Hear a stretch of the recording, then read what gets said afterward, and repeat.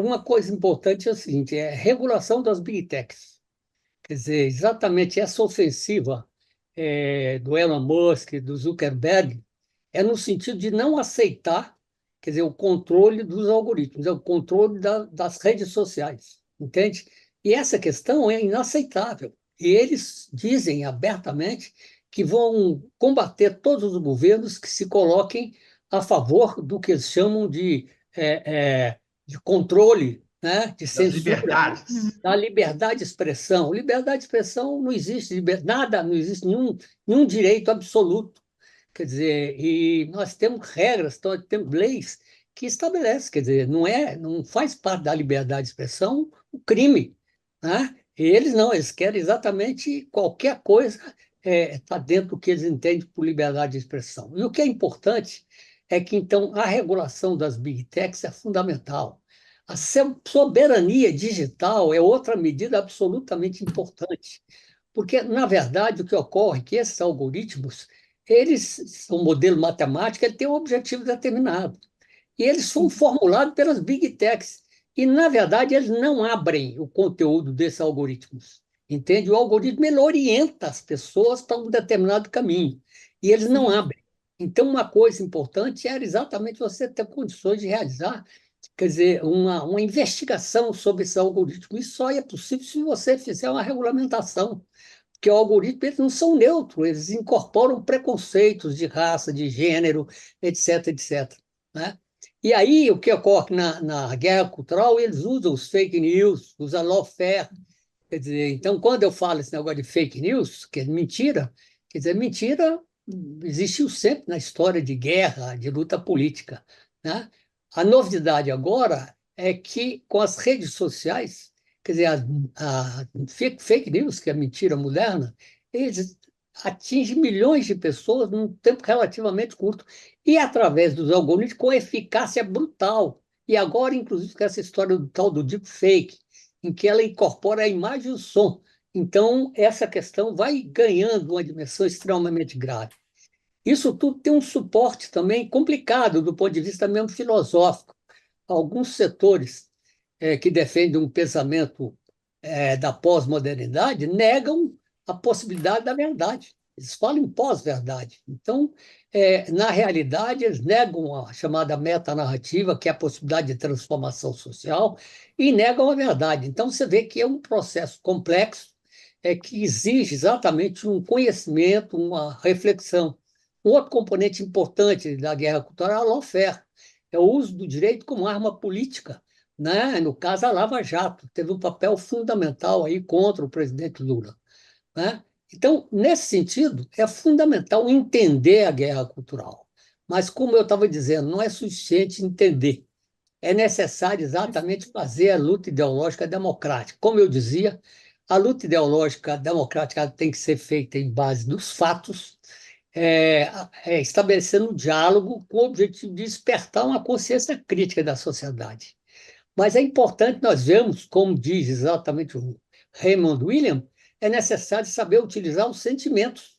Quer dizer, não é meramente a razão. Hoje em dia, os sentimentos, e sobretudo as camadas mais pobres da população, elas são muito mais sensíveis à questão do sentimento do que da razão. Daí, inclusive, a influência brutal religiosa, porque aí você entra no terreno da fé, não é o terreno da razão.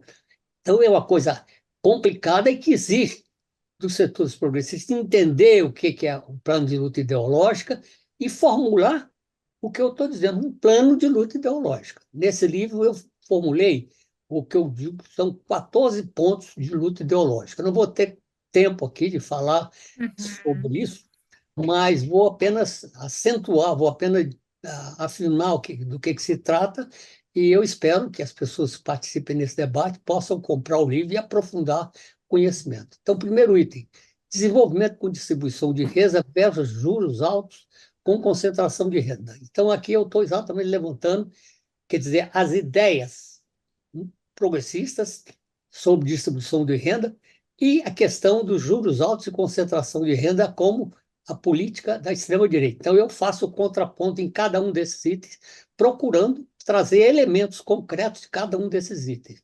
No item 2, defesa dos trabalhadores e seus direitos versus combate aos direitos dos trabalhadores. Isso aqui, como eu disse, Eu estou pontuando apenas o título.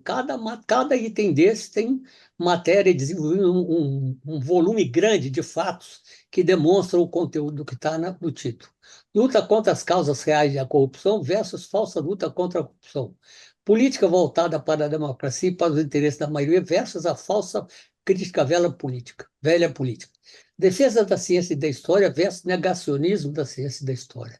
Defesa da educação e da cultura versus educação militarizada e combate à cultura. Defesa da saúde pública e prioridade ao esporte versus política genocida de saúde e abandono do esporte. Defesa da vida e dos direitos humanos versus defesa do ódio, da violência e da tortura. Defesa do meio ambiente e das mudanças climáticas versus agressão ao meio ambiente e negação das mudanças climáticas. Respeito às diversidades religiosas e defesa da liberdade de religião versus utilização da religião como fator de manipulação política e ideológica. Defesa do nacionalismo democrático versus entreguismo travestido de nacionalismo. Redes sociais para defender a verdade dos fatos e a democracia versus redes sociais para veicular fake news e atacar a democracia. Defesa da regulação das Big Tech versus crítica à regulação sob o falso argumento de liberdade de opinião. E defesa da democracia e a Constituição versus ataques à democracia e à Constituição. Então, essa é, assim, a essência do plano. Agora, uma coisa que eu dou um passo além é o seguinte, quer dizer, não é também suficiente você ter um plano. Plano é importante, e desde que você saiba trabalhar esse plano, abordando vários aspectos dele na questão, digamos assim, do sentimento, não só da razão, como eu disse, mas no livro eu proponho a criação de uma plataforma dos partidos políticos de esquerda e dos movimentos sociais, porque esse mecanismo foi feito, entende, por esses grupos de extrema-direita. Você tem uma plataforma hoje que atinge milhões, que é Brasil Paralelo, que nós temos que exatamente fazer algo semelhante. Eu tenho feito um esforço nesse sentido, é complicado, porque implica exatamente numa articulação, mas, enfim, isso aí está em curso, a tentativa disso. Mas, de qualquer maneira, sobra a criação de plataforma dos partidos políticos e movimentos sociais.